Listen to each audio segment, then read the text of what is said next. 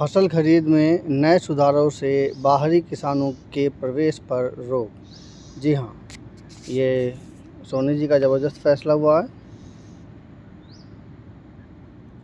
हरियाणा सरकार द्वारा खरीद प्रक्रिया में किए गए नए प्राविधान राज्य के किसानों के हित में हैं। खरीद प्रणाली सार्वजनिक धन से जुड़े होने से इसकी सुरक्षा को सुदृढ़, पारदर्शी और जवाबदेही सुनिश्चित करना सरकार की जिम्मेदारी है, क्योंकि यह फर्जी लेनदेन, फर्जी भागीदारी और अनाधिकृत दावों को रोकने में सहायक है। किसानों के हित में खरीद प्रक्रिया को अधिक पारदर्शी, व्यवस्थित और जवाबदेह बनाने के व्यापक प्रयासों का हिस्सा है। किसानों की कोई परेशानी नहीं होने दी जाएगी, नायब सिंह सैनी जी ने कहा है। बायोमेट्रिक इसलिए ज़रूरी है, स्वयं किसान या उसके द्वारा 3 नामित व्यक्तियों में से किसी एक व्यक्ति का बायोमेट्रिक सत्यापन अनिवार्य है। मेरी फसल मेरा ब्यौरा पोर्टल पर पंजीकृत किसान अपने 3 प्रतिनिधियों को खुद नामित कर सकता है। यह प्राविधान इसलिए है ताकि किसान के नाम पर कोई बाहरी फर्जीवाड़ा ना कर दे। बाहरी फर्जीवाड़ा का यार यहाँ पर सेंस कुछ डाउट हो रहा है। ये क्या फर्जीवाड़ा होता है इसकी मुझे जानकारी नहीं, लेकिन क्या वो रेट में करेगा या किसी और काम में या पैसे के लेन देन में क्या करेगा, ये इसकी जानकारी नहीं। पर खैर गवर्नमेंट है तो कुछ ना कुछ तो फर्जीवाड़े की बात है, जिसकी वजह से उन्होंने ये प्रावधान करा है। हालांकि ऑनलाइन होने से बहुत बेनिफिट है, लेकिन साथ ही ये जो बायोमेट्रिक होने से बहुत फ़ायदा है, लेकिन साथ ही अनाजों के रख रखाव की भी अगर व्यवस्था हो तो वो ज़्यादा अच्छा है। अदरवाइज़ किसान अपने पास भी रखें और उनके पास कोई एक अलग सा स्टोर हो जिसमें कि सारा सामान रखा जा सके, या किसान अपने घर पर ही रखें तो केवल उसके ऑनलाइन वाला सिस्टम, भरोसा वाला सिस्टम अगर हो जाए तो उससे किसान की अपनी वैल्यू बनी रहेगी, मंडी की अपनी वैल्यू बनी रहेगी और सरकार की भी अपनी वैल्यू बनी रहेगी। अंगूठे के मिलान का सत्यापन नहीं होने पर आँखों की पुतली से प्रमाणित कराया जा सकेगा। खरीद केंद्रों पर 1281 बायोमेट्रिक डिवाइस व 407 आँखों की पुतली से प्रमाणीकरण उपकरण लगाए गए हैं। मंडियों की जियो फेंसिंग। राज्य के सभी मंडियों और गोदामों को इसलिए जियो फेंसिंग के दायरे में लाया गया ताकि मंडी क्षेत्र में बाहर कोई भी गेट पास नहीं किया जा सके। खाद्यान्नों की खरीद के साथ साथ सुरक्षित एवं सुव्यवस्थित भंडारण की व्यवस्था बने। मंडी में स्टॉक बाहर ले जाने और एग्जिट गेट पास जारी करने से पूर्व खरीद संस्था के कर्मचारी के अतिरिक्त संबंधित ट्रांसपोर्टर व मार्केट कमेटी के सचिव की स्वीकृति अनिवार्य हो गई है, क्योंकि पूर्व में धान खरीद के दौरान कुछ व्यापारियों व अधिकारियों व कर्मचारियों में तगड़ा गबन किया गया था।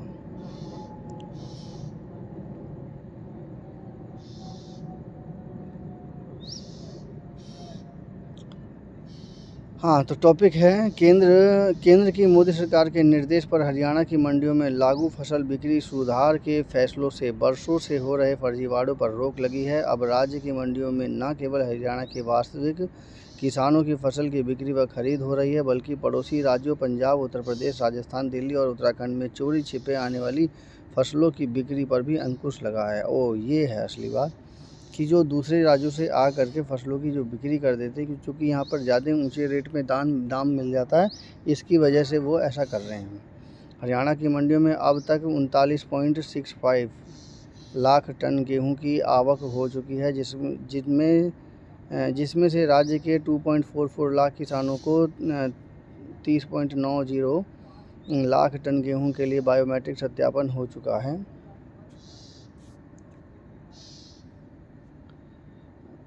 मुख्यमंत्री नायब सिंह सैनी ने सोमवार को चंडीगढ़ में कहा कि खरीद प्रक्रिया के नए प्रावधानों को लागू करने के लिए उद्देश्य राज्य के वास्तविक किसानों को उनके वास्तविक हक दिलाना है, ताकि किसानों की फसल को कोई दूसरा उनके नाम से फर्जी तरीके से ना बेच सके। देखिए यहाँ पे ये लिखा है कि ना बेच सके। वो तो ये भी हो सकता है कि वो बाहर का कोई किसान आएगा तो उन किसानों को भी चुपचाप जो है उसके घर पे पहुंचा देंगे सामान, तो कौन सा बायोमेट्रिक इसमें काम करेगा। चलिए, जैसा भी करा है सरकार ने, अपने कुछ न कुछ तो सोच के ही किया होगा। खरीद प्रक्रिया का मैं तो यही कह रहा हूँ कि इसे अगर ऑनलाइन कर दिया जाए कि अनाज के एक ढेर है उसे इस समय का तो रखने की व्यवस्था अनाज मंडियों में नहीं हो रही है, तो उसके लिए सबसे अच्छा है कि अगर किसान अपने घर पे रखें तो अनाज मंडियों में चाहे भले ही स्पेस कम हो, मान लो कि एक ढेरा बना रखा है जिसमें वो क्वालिटी देख सकता है अनाज का, और उसका ढेरा सारा का सारा उसके घर पे हो और उसे ऑनलाइन दिखा दिया जाए, तो वो सबसे अच्छा मेथड रहता। अब ये बायोमेट्रिक हो गया है तो एक ऐप बना दी जाए, या सारे किसान मिल कर के एक ऐप ऐसी बना दें ताकि अगर मान लो कि 10 कुंतल यहाँ रखना है और बाकी सारा कुंतल गाँव अपने घर पे ही रखें, तो उसे ऑनलाइन दिखा करके उसकी बिक्री कर दी जाए, तो उससे समय भी बचेगा, पैसा भी बचेगा और लोगों के आने जाने का व्यापार भी पर भी कोई इफ़ेक्ट नहीं पड़ेगा। और ये जो बायोमेट्रिक किया है इससे तो कंफर्मेशन हो जाएगा कि हाँ ये किसान अपना इतना पैसा लगा रहा है इसमें। खरीद प्रक्रिया के दौरान किसानों के आधार सत्यापन प्रणाली को लागू करने के लिए निर्देश केंद्र सरकार से मिले हैं, जिन्हें हरियाणा ने सबसे पहले अपने यहाँ लागू किया है।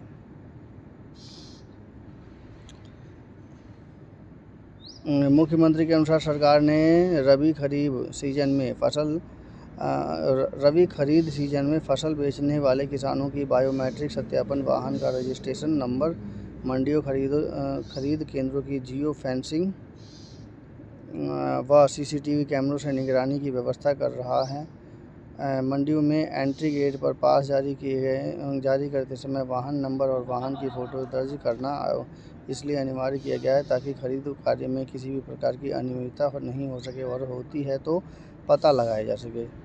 चलिए, आपकी बात सही है कि एंट्री गेट में इस प्रकार से अगर प्रतिबंध रहेंगे ना, तो जो बाहर के लोग होंगे, जो जहाँ पर रेट उनके हैं सूटेबल ढंग से नहीं मिलता, जैसे पंजाब का एरिया हो गया या पश्चिमी यूपी के जो एरिया के किसान हो गए, वो अगर यहाँ पे आके बेचेंगे नहीं, वो बात तो सही है, लेकिन इससे यहाँ के भी किसानों पे असर पड़ेगा।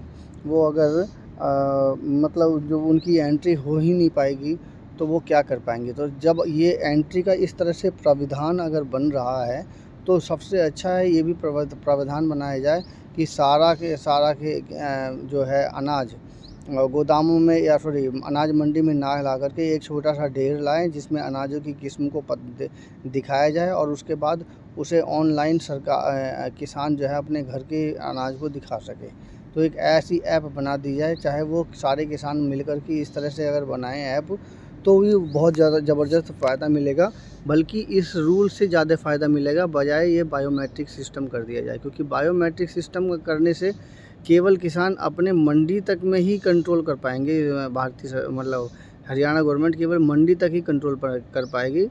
अगर ये बायोमेट्रिक सिस्टम अगर ये चाहे कि बाहर का कोई भी किसान आए और वो उसे मंडी में ना ले करके बाहर की तरफ ही अगर वो बेच देना, तो कोई भी किसान या कोई भी सरकार या हरियाणा सरकार भी कुछ नहीं कर पाएगी।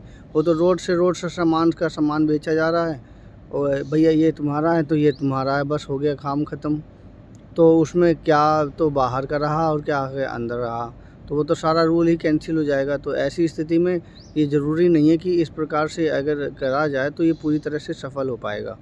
कुल मिलाकर के कहानी ये है कि अगर इन्हें बेचना है तो एक ऐसी ऐप बना दिया जाए जहाँ किसानों को सुविधा मिले, चूँकि अनाज खुले में रखे जाते हैं जिससे सही से व्यवस्था नहीं हो पाती है, और अगर बाई चांस बारिश हो गई तो पूरा वो डैमेज जैसी सिचुएशन बन जाएगी। तो ज़्यादा अच्छा है कि किसान और सरकार इस प्रकार से तालमेल बनाए कि किसान का माल केवल दिखाने 100 पीस के दिखाने के तौर पर अनाज मंडी में रहे, और बाकी ज़्यादा से ज़्यादा माल अगर उसके घर पे ही रहेगा तो भी बहुत अच्छा रिजल्ट आएगा। अब बात आती है कि ये कंफर्मेशन कैसे हो कि जो माल यहाँ मंडी में रखा हुआ है और जो माल वो दिखा रहा है वो सही है। देखिए, सबसे बड़ी बात, अगर वो माल में हेरा फेरी करता है तो जो लेने वाला होगा वो तुरंत ही समझ जाएगा, भाई इसमें ये माल दूसरा है और वो माल दूसरा है, तो मैं लूँ क्यों। तो वो पहली बात तो वो लेगा नहीं। दूसरी बात, अगर बाई चांस उसने ख़रीद भी लिया तो ये अनाज मंडी में रखा हुआ माल और जो उसके घर पे रखा हुआ माल है, उनमें अगर डिफरेंस आ भी गया तो उसका एक सॉल्यूशन है कि वो उसकी विश्वसनीयता पर पूरा चिन्ह उठ जाएगा। तो ऐसी स्थिति में जो किसान जो बायोमेट्रिक से के द्वारा जो चलाए गए हैं, यानी एक तरह का रजिस्ट्रेशन जैसी सिचुएशन बना रखी है सरकार ने, उस रजिस्ट्रेशन पर उस पर उंगली उठ जाती है। सेम ऐसे समझ लीजिए जैसे कि विश्वसनीयता बनाने के लिए किसी भी काम को करने के लिए, विश्वसनीयता बनाने के लिए अलग अलग तरीके अपनाए जाते हैं। उसमें एक किसानों का भी ये सिस्टम या ऐप हो।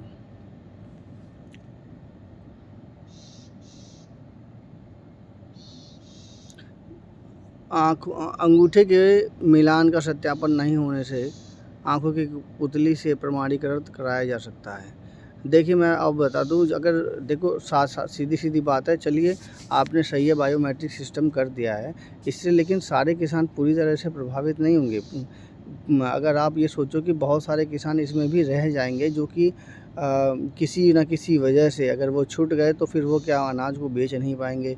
वो फिर गवर्नमेंट के लिए भी समस्या बन जाएगी और धीरे धीरे फिर किसानों का अनाज मंडी से विश्वास हट जाएगा और वो अपने अनाज को ट्रैक्टर में भरेंगे और कॉलोनियों की तरफ सिंपल घूम घाम करके वो अपने अनाज बेच देंगे, जिससे कि उसके अनाज पर जो है औने पौने दाम में, बल्कि औने पौने दाम में नहीं, बल्कि थोड़ी सी भी अगर वो मेहनत कर लेंगे तो उससे अच्छा खासा प्रॉफिट हो सकता है इन कंपैरिजन टू अगर वो अनाज मंडी में जाए। क्योंकि अनाज मंडी में जाने के बाद सरकारी रेट से वो पैसा मिलता है। बस किसान वो इस वजह से जाते हैं कि हमारा एक सरकारी रूप से और सारा सामान एक साथ बिक जा रहा है, जिसकी वजह से वो किसान मंडी पे जाते हैं। अदरवाइज़ अगर सरकार ये यानी हरियाणा सरकार या कोई भी सरकार अगर ये सोचे कि कोई भी किसान अगर अनाज मंडी आ रहा है तो वो इसके ऊपर निर्भर है, तो ये बिल्कुल गलत बात है। ये तो आप सोचो ही मत। और ऐसी स्थिति में क्या ज़रूरत है, ये कोई रूल नहीं है कि आप किसान को किस प्रकार से बांधेंगे कि वो अनाज मंडी में ही आके अनाज बेचे। सबसे बड़ी बात यही है कि गवर्नमेंट ये चाहे कि हर किसान आकर के अनाज मंडी में अपना अनाज बेचे और सब्जी मंडी में आकर के अपना सब्जी बेचे। पहला प्राथमिकता वो तो उसे ये रखनी चाहिए। तो वो कैसे करेगा, उसके लिए उसे सिस्टम तैयार करना चाहिए। और सिस्टम तैयार करने का तरीका है, एक छोटा सा ठेहा हो जिसमें वो एक 100 पीस की तरह वो माल दिखा सके और उसका सारा माल उसके घर पर ही रहो, ताकि उसकी विश्वसनीयता बनाई जाए। और उसकी विश्वसनीयता बनाने के लिए समय समय पर कोई भी आदमी जाए और उसकी जो है विश्वसनीयता की गुणवत्ता को चेक करते हुए कि हाँ, जो अनाज उसने अनाज मंडी में दिखाया है वही अनाज उसके घर पर है। अगर इस प्रकार के प्रावधान अगर सरकार और किसान के ग्रुप अपनी मर्जी से करें तो भी ज़्यादा सफलता मिल सकती है, बजाय इस तरह के बायोमेट्रिक सिस्टम अपना करके। ये बायोमेट्रिक सिस्टम सेम समझ लीजिए जैसे ऑफिसों में जाते हैं तो उससे पहले जो अटेंडेंस लगाते हैं, ये समझ लीजिए उसी तरह का ये सिस्टम बनाया जा रहा है। इस सिस्टम से इतनी सफलता नहीं मिलेगी जितना कि सरकार सोच रही है। सरकार ये सोच रही है कि आप आ रहे हैं, आपको रजिस्ट्रेशन मिल गया, एंट्री करवाने का तरीका मिल गया और उससे वो मिल रही है। सबसे बात ये है कि इसमें और ज़्यादा किसान पहले केस में तो किसान इसमें अपने आप को सेटिस्फाई नहीं कर पाएंगे। दूसरी बात कि किसान को चाहिए माल बिकना, तो सिस्टम इस प्रकार से बनाया जाए कि ज़्यादा से ज़्यादा जो किसान बाहर बेच रहे हैं अपना माल, वो भी किसी न किसी तरह से मंडी में आकर के अपना माल बेचे। जब ज़्यादा से ज़्यादा माल दिखेगा, बिकेगा, तभी जा कर के उस मंडी की वैल्यू बनेगी। अब आप मंडी की वैल्यू बना नहीं रहे हैं, मंडी का माल बल्कि मंडी में ना आकर के वो बाहर की तरफ बिकने वाली सिचुएशन बन जाएगी। तो ऐसी स्थिति में क्या होगा, तो ये सारा रूल वहाँ पर फेल हो जाता है। मतलब कहने का मतलब ये है कि कोई भी रूल बन रहा है, वो रूल कितना फॉलो हो रहा है और उस रूल से कितना बेनिफिट होता है, इस चीज़ को पूरी तरह से सोच समझ करके रूल बनाया जाना चाहिए। हालांकि विपक्ष में इसमें बायोमेट्रिक एक तबका हरियाणा में विपक्ष इसका विरोध भी कर रहा है बायोमेट्रिक सिस्टम का। देखिए, हम तो क्या कहते हैं कि हम ये कहते हैं कि विरोध ना करें।